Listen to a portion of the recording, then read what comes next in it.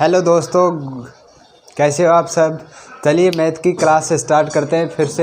ठीक है, class 10th NCERT की का सिलेबस चल रहा है, तो उसका पढ़ेंगे बहुपद के शून्यांक कैसे निकालते हैं।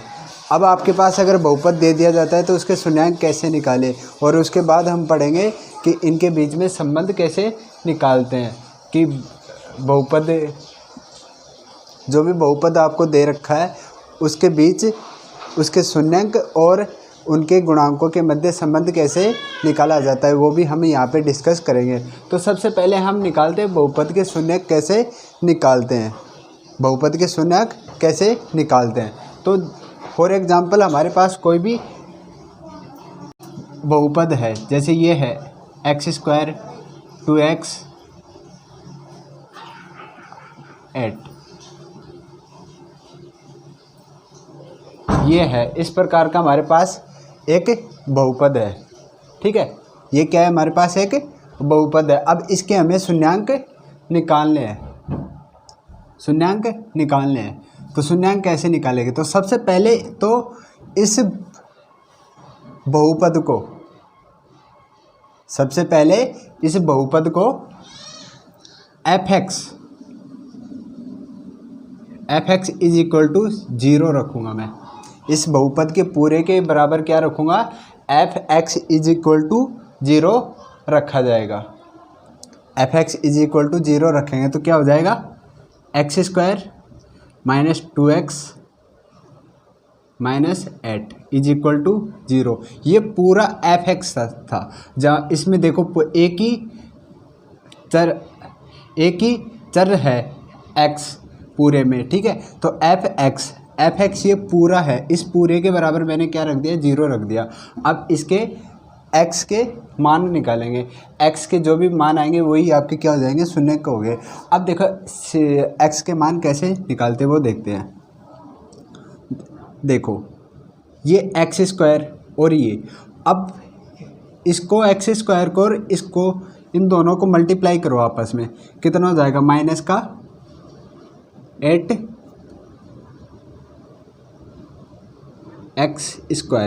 इसको और इन दो x² और अचर संख्या को, इन दोनों को आपस में मल्टीप्लाई किया तो x² हो गया।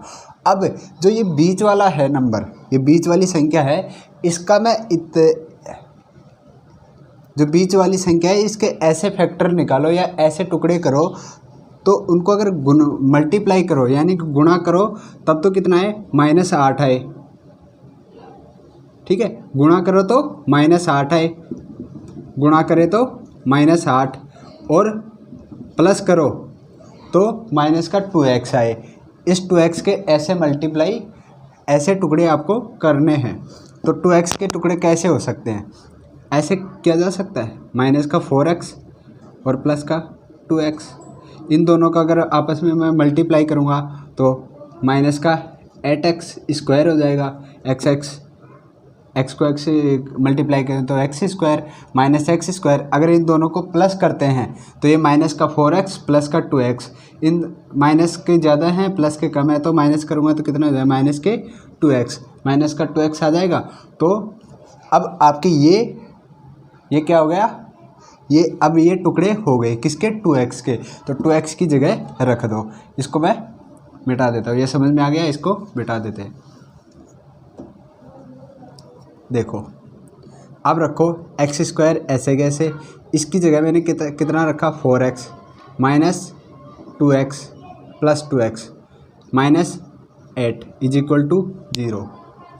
ठीक है, ये हो गया। अब इन दोनों के पास देखो x है, x कॉमन आ रहा है, इसके पास x है और इसके भी पास x है। एक x मैं कॉमन ले लेता हूँ, इसके पास क्या बचा, 1x। ठीक है, इसके पास 1x बाहर आ गया, इसके पास क्या बचा, -4, फिर प्लस का साइन। इसके पास देखो, इसके पास 2 है, इसके पास 8 है, x तो आ नहीं सकता क्योंकि x इसी के पास है, इसके पास है नहीं। अब देखो इसके पास 2 है और इसके पास 4 है, इन दोनों में 8 में भी 2 का 8 भी 2 से डिवाइड होता है और 2 भी, तो 2 दोनों में मैं कॉमन ले लूँगा। इसके पास कितना बचेगा, एक्स, इसके पास 2 को 8 से डिवाइड करेंगे तो 4 माइनस का 4 is equal to 0 is equal to 0, ये आ गया। अब देखो इसको, इनको दोनों को अलग लिख लो, x प्लस 2, x प्लस 2, ये दोनों ब्रैकेट देखो, ये और ये दोनों सेम है, इन दोनों में से मैं एक कॉमन ले लेता हूँ, एक कॉमन ले लिया तो कितना हो गया, माइनस का 4x, x minus 4 is equal to 0, ये हो गया। अब दोनों के बराबर हम 0 रख देंगे, x plus 2 is equal to 0, x minus 4 is equal to 0। ये देखो यहाँ पे हमें वैल्यू किसकी निकालनी है, x की, यहाँ पर भी x की निकालनी है। तो देखो यहाँ पर भी x की और यहाँ पर भी x की, तो ये दो देखो प्लस का है, यहाँ पे उधर जाएगा तो माइनस का, ये यहाँ प्लस का है उधर जाएगा तो प्लस का, x इज इक्वल टू -2 और यहाँ पे कितना आया, x is equal to 4 plus का 4। अब ये जो आते हैं ये तो x की वैल्यू आ गई। अब इनको शून्यांक के रूप में लिखते हैं तो इनको एल्फा इंग्लिश में लिखे, इसको बोला जाता है एल्फा, हिंदी में एल्फा, ठीक है। एल्फा का साइन होता है इस प्रकार से, ठीक है, इस टाइप से एल्फा को लिखा जाता है। और एक लिखा जाता है बीटा, ये यूनानी शब्द हैं जिनको शून्यांक के रूप में लिखा जाता है। बहुपद के जो शून्यांक होते हैं उनको एल्फा और बीटा से दर्शाया जाता है। तो एल्फा की वैल्यू जो x का फर्स्ट पहली वैल्यू होगी वो एल्फा की और दूसरी होगी वो बीटा की। तो ये एल्फा का -2 और बीटा का +4, ये आ गया बहुपद का शून्यांक, ठीक है, बहुपद के शून्यांक। इस प्रकार से जो x की वैल्यू आती है वो एल्फा की और दूसरा जो दूसरी आई x की वैल्यू वो बीटा की हो जाएगी। तो इस प्रकार से आप इनके शून्यांक निकाल सकते हो। कोई भी बहुपद दे रखा है तो उनके आप इस तरीके से उसके शून्यांक निकाल सकते हो आसानी से। तो दोस्तों अब देखते हैं बहुपद के शून्यांक तथा गुणांकों के मध्य संबंध की सत्यता की जांच। तो हम अब सत्यता की जांच करते हैं कि जो एल्फा और बीटा की जो वैल्यू होती है और जो बहुपद के जो गुणांक होते हैं वो दोनों तरफ अगर LHS और RHS साइड अगर इक्वल आ जाती है तो वो सत्य होते हैं, अगर नहीं आती है तो वह असत्य होते हैं। तो इसकी सत्यता की जांच करते हैं। तो दोस्तों जब भी आपका बहुपद होता है, बहुपद इस रूप में आपको मिलता है, ax² + bx + c is equal to 0। कोई भी बहुपद रहेगा वो हमेशा आपको इसी फॉर्म में मिलेगा, ax² + bx + c is equal to 0। यहाँ पे जो a है वो क्या है, ax² का गुणांक, ax² जो x² है उसका गुणांक रहेगा, ठीक है। b क्या है, x का गुणांक, b क्या होता है, x का गुणांक। c क्या होती है, जो बहुपद में अचर संख्या होती है वो होती है c, ठीक है। अब इनका जो शून्यांक होते हैं उनके मध्य संबंध और गुणांकों के मध्य संबंध। तो सबसे पहले निकालते हैं शून्यांकों का योगफल, शून्यांकों का योगफल। अब शून्यांक क्या है, एल्फा प्लस बीटा, इनका योगफल यानी एल्फा प्लस बीटा, यही तो हैं दो शून्यांक, एल्फा प्लस बीटा, इनको दो प्लस कर दिया।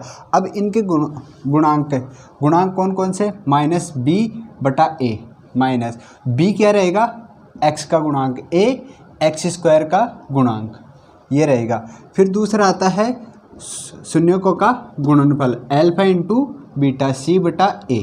अगर ये दोनों आपस में हम इनको अगर इक्वल कर देते हैं, जो हमारे ये दोनों अगर आपस में इक्वल हो जाते हैं तो ये सत्यता की जांच होती है और गुणांकों के मध्य जो संबंध आएगा वो सत्य रहेगा, अदरवाइज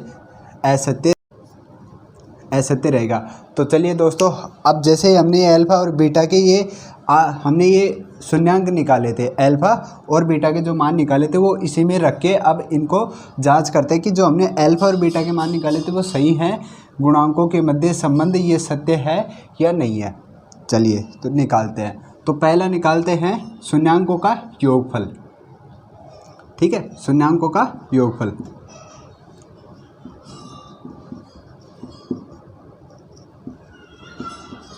का योगफल।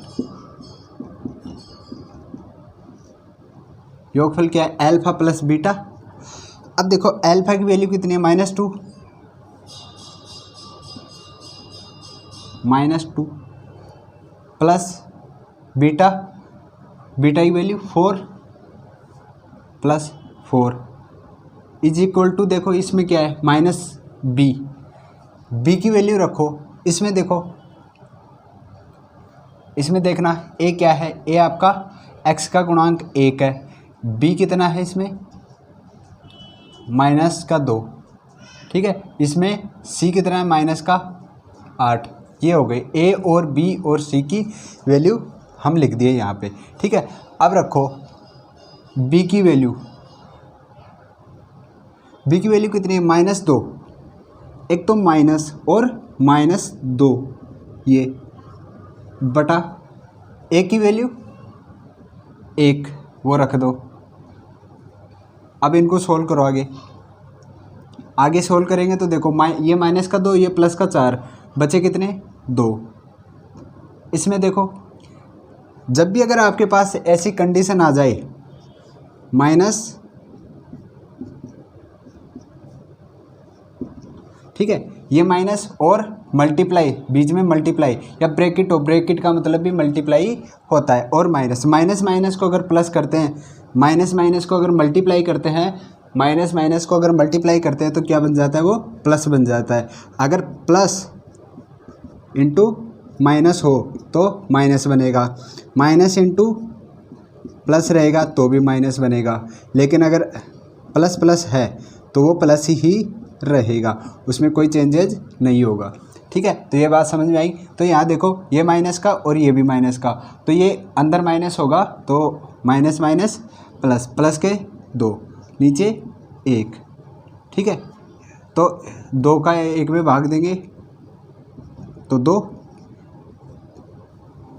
इधर भी 2 और उधर भी 2, दोनों बराबर हैं,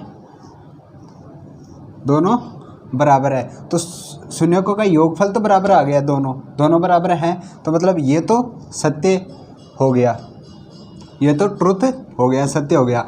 अब निकालते हैं शून्यकों का गुणनफल, अब निकालते हैं शून्यकों का गुणनफल।